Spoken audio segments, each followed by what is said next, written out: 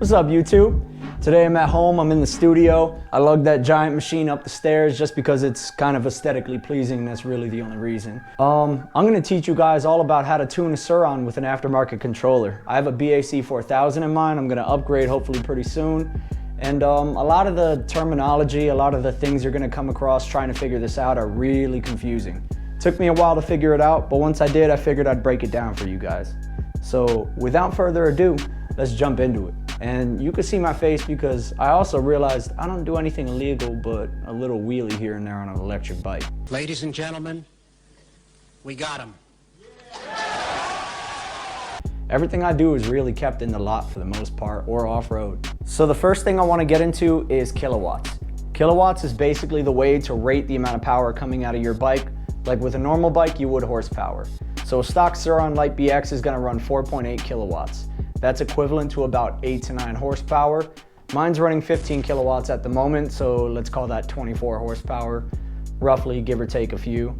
And it's a significant difference. I can pick this thing up in a higher power mode at 40, 50 miles an hour. It'll rip the front end right up.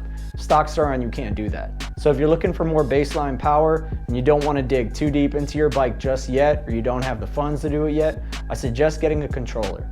I don't have a specific recommendation yet because I've only ridden one with mine, the BAC 4000, and a stock controller.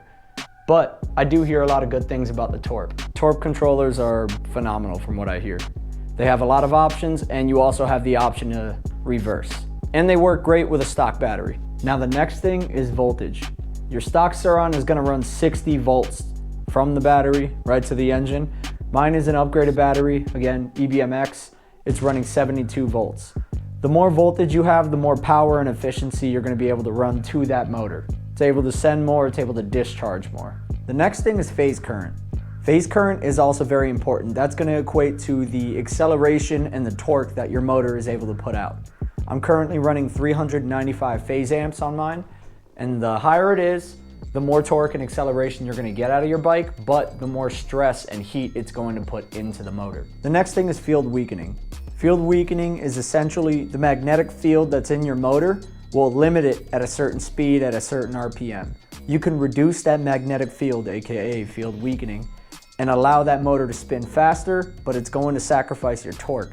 And also it's gonna put more heat into your motor. You can get higher speeds, but there is a limit, because at a certain point, it will start damaging your motor. If you're trying to hit a speed record or make this thing a 100-mile-an-hour e-bike, then yeah, I would say look further into field weakening. But if you're off-roading this thing, if you're stunting these things, or if you're just regular riding, there's really no reason to do it.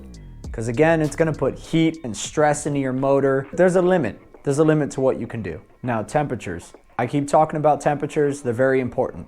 I have my bike set up to currently start reducing power at 104 Celsius, and it's gonna completely cut power at 115 Celsius. Because this motor will overheat at a certain point. There's a lot of copper in there. There's a lot of components that are very sensitive. And typically these bikes are not gonna get hot unless you're really ripping on them, but you should really consider having a safety cutoff.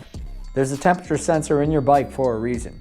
I happen to live in a state that gets, the past couple months, it's been 100, good half of the days. I'm not trying to boil my bike, especially seeing that I have a gigantic lithium battery chilling right there. If that thing catches on fire, it's a 3-day ordeal. This isn't like you're gonna catch something on fire like a normal bike's gas tank and it'll burn out in 4 or 5 hours, whatever.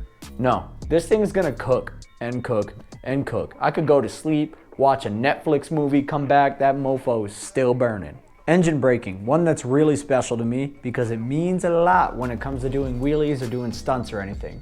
I have my engine braking currently set at 21%, and it's down from 28% because I had it very high to make sure that when I started wheeling this very powerful, very torquey bike with no acceleration curve, it's just on off, I wanted to make sure I could let off the throttle and it would come back down, unlike my Grom. My Grom, if you let off the throttle once you're at balance point, it's just gonna say, oh, welcome to Australia, and you're going way over. This thing is a little different.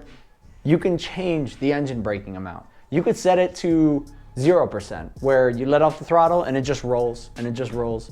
Or you could set it to, geez, this thing will let me go up to 150%, as far as I've seen, which is you let off the throttle and the back tire just acts like you hit the rear brake. It'll just screech. You can let off the throttle, you can vary it, you can make sure you're staying right where you need. Now also remember that the brake, well, engine brake is kind of a regen, so you can pull power from it. And I tested this before. I went up to a very high hill and I came all the way down the hill using nothing but regen. I gained 1% after about like 1.1 or 1.2 miles. So if the apocalypse happens and you need to regenerate your battery, just, I don't know, find a 100-mile downhill slope. Also, just a reference, I'm tuning my entire bike via an app on my phone, Bluetooth right to my bike. The BAC 4000 controller, I have an app called Kilowatt. I got it through some people I found off of Discord. I'm not sure if that's the only app you can use. I haven't looked too far into that, but it's what I use. And if any of you have a controller like this where you need that app, shoot me a message, I'll hook you up. It gives you every reading you need. It tells you your percentage, it tells you your location, your top speeds, and also you can set your wheel diameter and everything to make sure that your speed is matching up on your speedo to what you're actually doing, which is pretty important because the second you change your sprocket, the second you change your wheel set, which a lot of us do, it's not gonna meet up. Your speed's gonna be way off. Even a couple millimeters of extra tire is honestly overinflating your tires versus underinflating. That's gonna throw your speedo off. So you're gonna wanna have an accurate speedo. I mean, we're riding e-bikes. We don't wanna get pulled over for speeding on a bicycle. What? Now, battery life. Battery life is something that's pretty important and it's gonna last and affect every kind of battery you have, whether it's a stock Surron battery, whether it's an aftermarket EBMX like I got, whether it's a Shy battery, whatever it is. You don't want to drop below 20% on any battery. That's going to start damaging the cells over time. If you go over 80%, make sure you ride your bike within the next, let's say 3-4 hours. Just make sure you're riding it soon. Because if you keep it at 100% and let it sit overnight for however long or days, it's also going to start damaging the cells. They're kind of like how you're supposed to treat an iPhone. You're supposed to let it fully charge, drain, fully charge, drain, but you're supposed to keep it within a certain bandwidth because the phones, they have a limit. They're not really charging it all the way. They're not really emptying all the way. These things are. Keep it between 20 and 80% always for storage. If you're gonna put it away for a while, put the bike at, let's say, 60%. That's a safe bet. And that's just to ensure the longevity of your battery. I mean, things like this cost thousands of dollars. The battery alone in this bike costs thousands of dollars. Any battery you buy is gonna cost thousands. Why not make sure they last as long as they can? Now, another thing you wanna consider when you're tuning one of these bikes is what size sprocket do you wanna run? You can obviously use the stock sprocket, which is smaller, I guess the original that comes with it.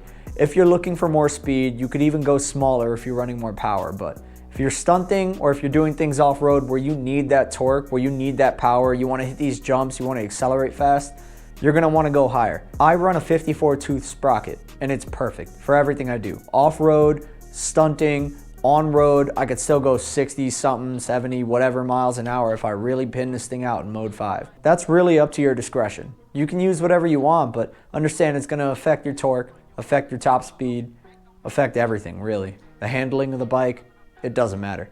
Also, the size of the wheels you're running. The stock wheels, you're not gonna have to worry about any of this, but if you get smaller ones, like some of the Supermoto rims that you can buy, which I have a set of, it's gonna affect it a lot. The torque is way higher because those rims are much smaller. Now, I can't remember the name or find the name of it, but there is a setting automatic on Surrons when you get them from the factory, at least for the 2022, that when you hit the brake, it will shut off the engine. And that is dangerous if you're stunt riding, if you're doing anything where you really need full control of the bike. You gotta be able to turn that off. I will figure that out later, what it's called, and I'll probably end up putting it in the comments because I can't remember right now. Suspension, something super important too. Originally, these things come with a, I wanna say 450 pound rear spring, and it has a dampener and everything on it, on the rear shock. For me, a 150 pound guy, that doesn't work. I need something stiffer. I need something that's gonna actually hold up and be more rigid whenever I'm doing wheelies because I don't want that rear end bouncing up and down all the time. I put a 650 pound spring on the rear. I tightened it up all the way and it's fantastic for on the road. It'll do everything I need it to do. It responds perfectly. Off-road, not so much. It's pretty damn rough. So find something in your weight range. Find something that you can tune. You can also go ahead and get aftermarket rear shocks, but the price on some of them it's out there. So keep that in mind. On top of all that, I have a Warp 9 chain drive. Instead of the primary drive having a belt like it usually does, I have a chain drive. Got it from Warp 9 and it is a fantastic piece of equipment. The first one I got in had a little bit of a wobble in the sprocket and it made sort of a zzz sound, which I really didn't like, but there was no issue with performance. They sent me another pretty quickly and the thing works perfectly. I'm enjoying it. And the reason you're gonna want that is if you're doing heavy jumps, if you're really off-roading this thing, if you're really going crazy with it. That's when you're gonna want it. Because every now and then with a stock Surron, you're gonna deal with a belt snapping. And when it snaps, you can't move. You're done, you're stuck. You're pushing that bike home. Nobody wants that. The one drawback for some people is that there's a lot more noise. You get that loud hiss from the bike. It sounds like an angry beehive. It's a bonus for me because I need my motorcycles or bikes to make sound. I need to hear it. It just helps me figure out everything I'm doing. So take that with a grain of salt. With that being said, I think we've gone through all the things that we really needed to. If you guys have any questions or anything that I didn't cover in this video, let me know in the comments below. I appreciate you. Pretty soon I'm gonna do a video. My next video is gonna be letting AI fully tune this bike. I'm gonna go through OpenAI and have it figure out all the mathematical values for me, amperage, everything, pretty much. Phase amps. It's gonna be either really good, the bike is gonna perform amazing, better than ever.